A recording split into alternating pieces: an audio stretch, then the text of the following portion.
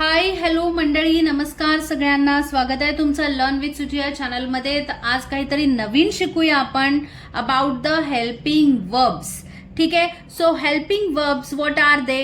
Is, am, are. They are helping verbs. ठीक आहे. How to use, where to use, ठीक आहे. What is the importance of helping verbs, all this information you will get in this video. ठीक आहे. तर आपण ह्या व्हिडिओमध्ये आज हेल्पिंग वर्ब्स शिकूया. चला, मध्ये आता मी ना मंडळी हळूहळू जास्त इंग्लिश बोलणार आहे, so that you can understand how to speak. ठीक आहे. वेदर तुम्हाला इंग्लिश बोलण्यासाठी बोलावंच लागेल, ट्राय करावंच लागेल, तरच आपल्याला इंग्लिश येणार आहे. तर समजून घेऊन आपण ते बोलणार आहोत. तर चला स्टार्ट करूया आजच्या हेल्पिंग वर्ब्सला. So helping verbs is, am, are used to describe what someone or something is doing or is feeling right now. म्हणजे प्रेझेंट टेन्स असेल तेव्हाच आपण हेल्पिंग वर्ब्सचा उपयोग करणार आहोत. So we use helping verbs is, am and are to talk about the present. To talk about the present. आत्ताच्या घडीला आपण इज, एम, आर यूज करतो. आणि मी तुम्हाला आधीच सांगितलेलं आहे की एम कधी वापरतात. एम नेहमी आय सोबत वापरतात. ठीक आहे. सो आय असेल तर नेहमी आपण प्रेझेंट टेन्स मध्ये एम वापरतो. ठीक आहे मंडळी. तर चला आता मी थोडंसं तुम्हाला डिफरन्शिएट सांगते की इज, एम, आर काय असतं. ठीक आहे.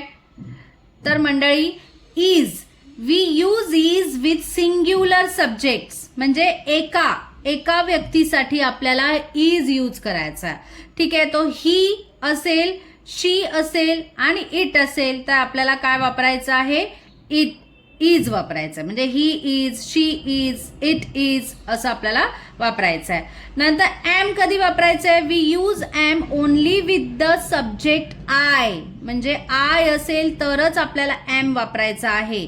मग कसं वापरणार? I am a student. आला की नाही? आय नंतर am. I am a student. I am playing outside. इथे सुद्धा आय सोबत एम आलेला आहे. ठीक आहे. आर कधी वापरायचा? We use are with the plural subject. Plural म्हणजे काय? अनेक वचन. प्लुरल म्हणजे अनेक वचन. म्हणजे यू, वी आणि दे असेल तर त्याच्या पुढे आपण काय वापरणार आहोत? आर वापरणार आहोत. तर you are, we are, they are. ठीक आहे. तर आपण ह्याचे एक्झाम्पल्स बघूया. इजचं एक्झाम्पल आहे he is happy, she is reading a book, the cat is playing. ठीक आहे. तर आता मंडळी याच्यामध्ये मला तुम्हाला हे सुद्धा सांगायचं आहे की ह्याचे अर्थ काय होतात मंडळी. तर इथे ही इज हॅपी म्हणजे तो खुश आहे. शी इज रीडिंग अ बुक म्हणजे ती पुस्तक वाचत आहे. द कॅट इज प्लेइंग म्हणजे कॅट किंवा मांजर ही खेळत आहे. ठीक आहे. तर एम ची वाक्य कशी आहेत? आय एम अ स्टुडंट, मी विद्यार्थी आहे. आय एम प्लेइंग आउटसाइड म्हणजे मी बाहेर खेळत आहे. समजले? ओके. आता आर ची वाक्य कशी आहे? ठीक आहे. यू आर माय फ्रेंड, तू माझा मित्र आहेस. वी आर ॲट स्कूल, आम्ही शाळेत आहोत. समजलं? इज, एम आणि आर कधी वापरतात, कसं वापरतात, काय आहे त्याचे सेंटेन्सेस, त्याचे अर्थ आपण आता बघितले. नाव नेक्स्ट तुम्हाला सेंटेन्स फॉर्मेशन जर करायचं असेल ना मंडळी तर हा एक रूल लक्षात ठेवा. What is the rule? So sentence formation subject plus helping verbs म्हणजेच is, am, are plus rest of the sentences. ठीक आहे. सब्जेक्ट म्हणजे काय? सब्जेक्ट म्हणजे मी, ही, शी जो कोणी असेल त्यामध्ये, त्या वाक्यामध्ये त्याला म्हणतात सब्जेक्ट. ठीक आहे. एक second. The cat is playing, ह्याच्यामध्ये सब्जेक्ट कोण आहे? The cat.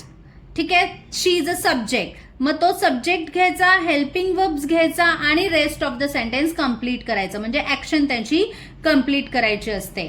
तर इज प्लस प्लेइंग. मग काय झालं? She is playing. I am plus playing, I am playing.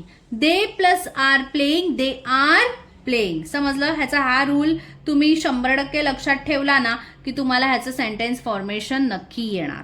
ठीक आहे. So using helping verbs completely makes the sentences clear and specific. पूर्ण वाक्य तयार होतं जेव्हा तुम्ही हेल्पिंग वर्ब्स वापरता. जर मी असं लिहिलं द कॅट प्लेइंग पण हा इज वापरलाच नाही तर हेल्पिंग वर्ब्स तिकडे येणार नाही. हेल्प समजलं. So she is playing, I am playing, they are playing, they are playing.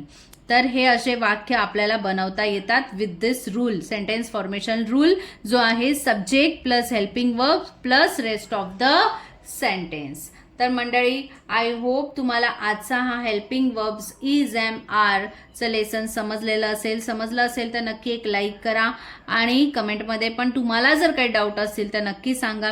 आपण ते सॉल्व्ह करायचा प्रयत्न करूया. चला भेटूया नेक्स्ट व्हिडिओमध्ये. Bye bye.